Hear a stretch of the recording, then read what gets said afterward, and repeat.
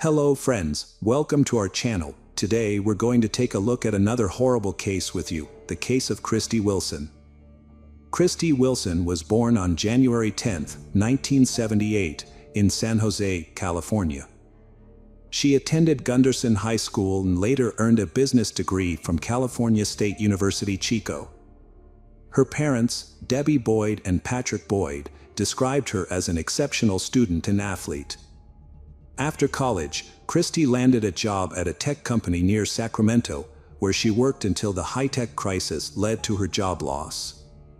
In her free time, she enjoyed playing blackjack at a local casino, where she met her boyfriend, Danny Burlando. Initially, Christie's relationship with Danny was quite harmonious, and her family and friends thought they made a great couple. However, things took a turn for the worse after they moved to Sacramento together. Christie started showing up with bruises, but she wouldn't talk about how she got them.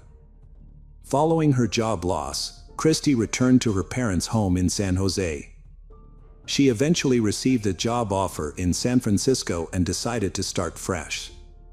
On October 4, 2005, Christie Wilson went to Sacramento to collect her remaining belongings. However, just 2 days later, her boyfriend Danny Burlando contacted her parents to report that she had vanished. He claimed to have searched for her by contacting local jails, hospitals, and friends before reaching out to them. The police were also informed about Christie's disappearance. According to Danny, Christie visited his apartment on October 4th. He then went to dinner with his family, while Christie went to the Thunder Valley Casino. This was the last time he saw her. It's worth noting that Danny's family didn't get along with Christie, which is why he attended the family dinner without her. The tension between their families was due to concerns about Christie's safety. Christie's family had noticed bruises on her body, suggesting that Danny had been physically abusing her.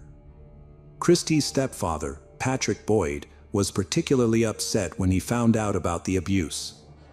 He wanted to confront Danny, but Christie's mother, Debbie Boyd, intervened to prevent a confrontation.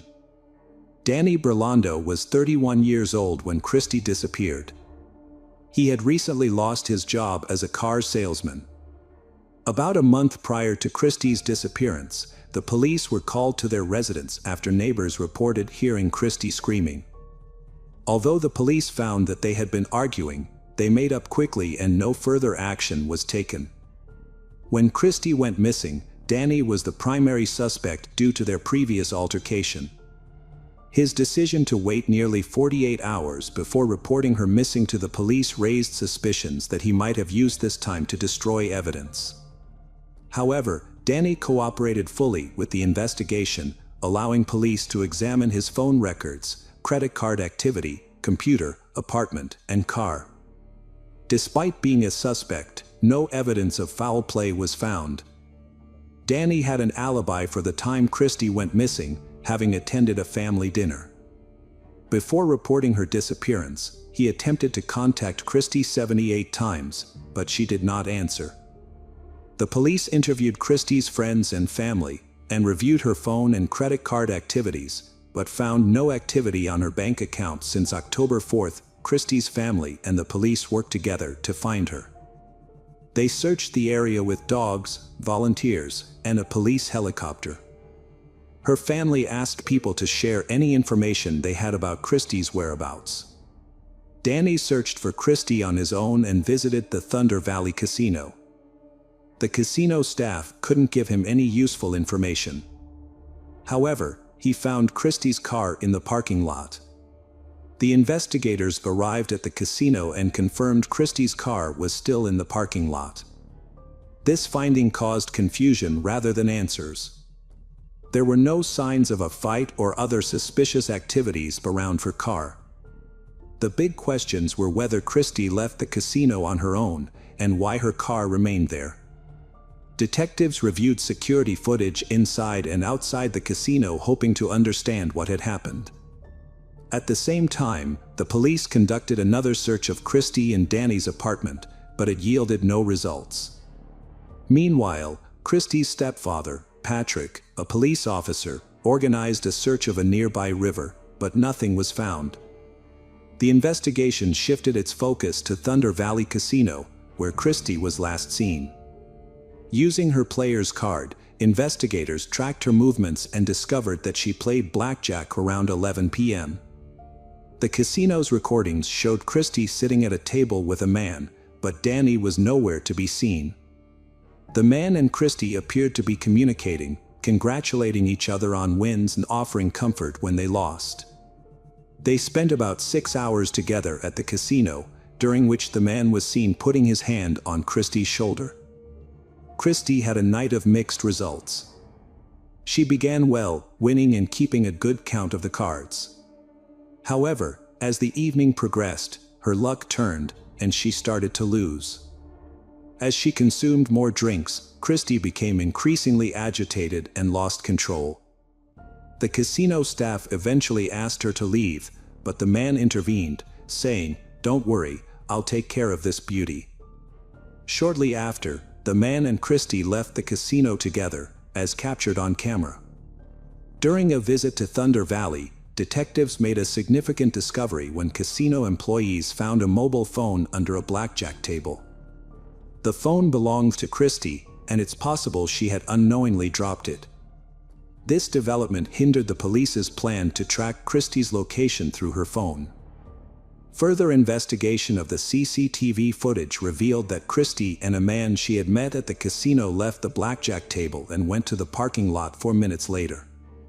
A white car, later identified as belonging to the man, left the parking lot, while Christie's vehicle remained in place. The detectives suspected that Christie might have left with the man in his car. The police needed to determine whether Christie had willingly accompanied the man or if he had forced her into the car. After analyzing players' card data, detectives identified the man as Mario Flavio Garcia, a 53-year-old family man from Auburn with a successful IT career. As the investigation progressed, the detectives discovered that the white car seen in the CCTV footage belonged to Mario Garcia, making him the primary suspect in Christie's disappearance. However, the footage showed that Mario Garcia appeared to be alone in the car when he left the parking lot, and Christie never returned to her vehicle. Mario Garcia had stayed in the parking lot for 3 minutes and 41 seconds, raising questions about what might have occurred between him and Christie during that time. Detectives investigating Mario Garcia's life discovered a stark contrast between his public and private persona. While he was a respected community member and football coach, he also had a dark history. 25 years prior, Mario had been arrested for kidnapping his ex-girlfriend, taking her to a secluded location, and forcing her into a sexual act at gunpoint. Despite the severity of the crime, the case was plea bargained down to assault with a deadly weapon, resulting in a lenient sentence of 18 months probation. This was not the only instance where Mario's caught the attention of police. In another incident, Mario was involved in a tumultuous relationship with Lynette Smith. In 1979, Mario, Lynette, and her mother, Violet Davis, spent Christmas together. After dinner, the three of them got into Lynette's car, which subsequently crashed into a river near Oakland Airport. Mario, the sole survivor, claimed Lynette was driving, but investigators could not confirm this. Violet Davis's body was found in a car, while Lynette's body was not recovered until a week later. The incident was initially believed to be an accident, and no one was charged in connection with the deaths. After collecting the available information, investigators interviewed Mario about Christie Wilson. He maintained he was unaware of her disappearance and stated that they left the casino together, parted ways politely after exchanging goodbyes, and went in different directions. Although he claimed to have headed home immediately, his words couldn't be confirmed or disputed through the casino's CCTV footage. Nonetheless, by reviewing security recordings from surrounding locations, investigators ascertained Mario lied. CCTV evidence outside of the casino caught Mario heading the opposite way of his claimed direction after they were separated. Mario claimed to have gone straight home and fallen asleep at 8:30 a.m. after leaving the casino. However, his wife refused to cooperate with the police, leaving detectives unable to verify his alibi. A review of Mario's cell phone records revealed discrepancies in his story. A call to his wife at 7:51 a.m. was made from a cell tower located far from his house, indicating he did not go home immediately after the casino. Mario also stated that he arrived at work at 9 a.m., but a colleague reported that he was late, arriving around 10 a.m. Further investigation revealed that Mario had scratches on his arm and a bruise under one eye the day after Christie Wilson's disappearance. When questioned, Mario attributed the injuries to a fall from a tree while pruning. However, detectives were skeptical of this explanation, as it is unlikely that someone would prune trees at night. The police asked a forensic expert to examine Mario Garcia's injuries. The expert found that the scratches on Mario's face and body didn't match the kind of injuries you'd get from falling out of a tree. There were 4 parallel scratches on his face, and 3 more on the left side of his chest. This was suspicious because Christie Wilson was right-handed. The police suspected Mario was involved in Christie's disappearance, so they got a search warrant for his car, home, and computer. Mario had claimed he went home after saying goodbye to Christie in the parking lot, but as investigators searched his car, they started to think Christie was probably dead. Mario had tried to clean up his car, washing both the inside and outside, and even throwing away the trunk mat. However, he hadn't been able to get rid of all the evidence. Initially, investigators found a small, unremarkable spot on the car seat that was later confirmed to be blood. However, the sample was not suitable for DNA analysis. Further examination of the vehicle revealed 2 long hairs and small blood splatters on the back door of the trunk. The hairs were matched to the missing person, Christie.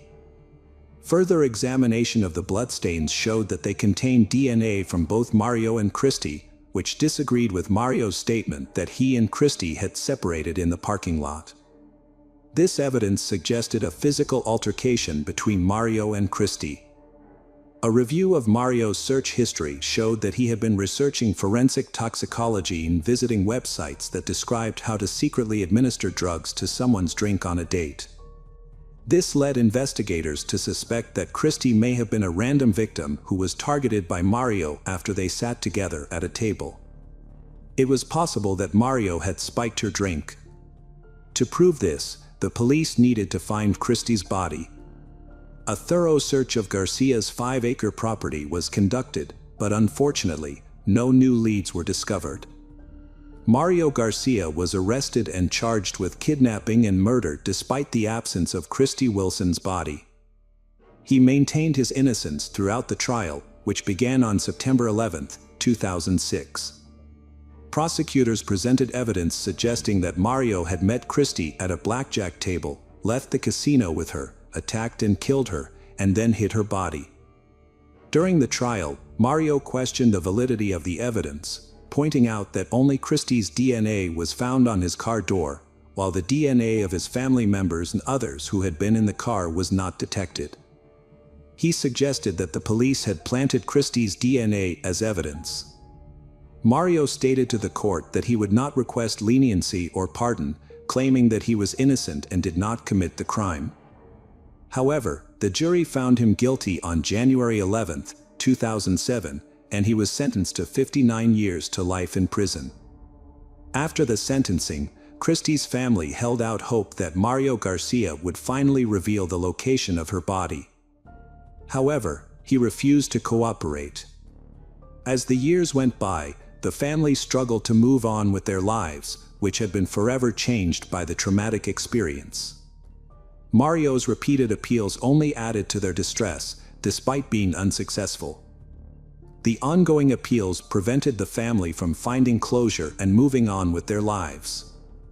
In 2018, Mario offered to provide information about Christie's body in exchange for an early release from prison. However, Christie's mother, Debbie Boyd, was unwilling to negotiate with him. She felt that using her daughter's body as a bargaining chip would be unacceptable. The police then turned to Mario's family for assistance, knowing that his ex-wife, Jean, had divorced him after his imprisonment. Jean eventually lost faith in her ex-husband and began to suspect that he was involved in Christie's disappearance and death. As part of their investigation, police spoke with Mario Garcia's sons, Chris and Andy, asking them to recall any details about the days surrounding Christie's disappearance and their father's subsequent arrest. The police were particularly interested in learning about any changes in Mario's behavior during that time. Chris remembered that he had a football game around that time and saw his father working frantically on a tractor on their plot. Mario's eyes had a wild, frantic look that caught Chris off guard. When Chris asked his father to attend his game, Mario firmly refused, saying he's not going. This response struck Chris as out of character for his father. At the request of investigators, Chris accompanied them to his childhood home. Chris showed them the exact location where he had seen his father working on the tractor, which was next to a detached garage near the road, approximately 100 yards from the Mario residence. It became clear that Mario had made a significant effort to conceal any evidence, taking advantage of the 4 or 5 days he had to cover his tracks. Notably, police had previously searched the Mario property with police dogs in 2005, but had found nothing at the time. In a new development, investigators took a different approach in August 2020. They hired a company that specializes in ground-penetrating radar technology to scan the 5-acre property owned by Mario Garcia. The technicians identified 8 potential locations with voids or pockets beneath the surface. After digging at the first 2 sites, they found nothing. However, at the 3rd location, which was the same spot where Mario Garcia had been digging with a tractor, the police discovered a skeleton. Further examination confirmed that the remains belonged to Christie Wilson, 15 years after she went missing. Although the exact cause of Christie's death remains unknown, experts determined that she had suffered a broken arm and nose. The investigators, who had been working on the case for 15 years, traveled to Arizona to personally inform Christie's mother, Debbie Boyd, about the discovery. The news brought a mix of sadness and relief to Christie's family, who could finally find closure and say goodbye to their daughter. Placer County Sheriff Devin Bell announced that Christie Wilson's case has been solved, thanks to efforts by his team. This was achieved without the cooperation of Mario Garcia, a convicted murderer who is currently in prison. Mario, 67, had refused to provide any information to help the family find closure. According to Christie's mother, Debbie Boyd, this news brings her family peace and marks the end of a painful chapter. She praised the perseverance of the police and thanked them for their tireless efforts. Notably, Mario had died of pneumonia in 2020, but even his death had brought some peace to the family. Mario had never pleaded guilty to any involvement in Christie's disappearance, despite her remains being found on Mario's plot in 2005.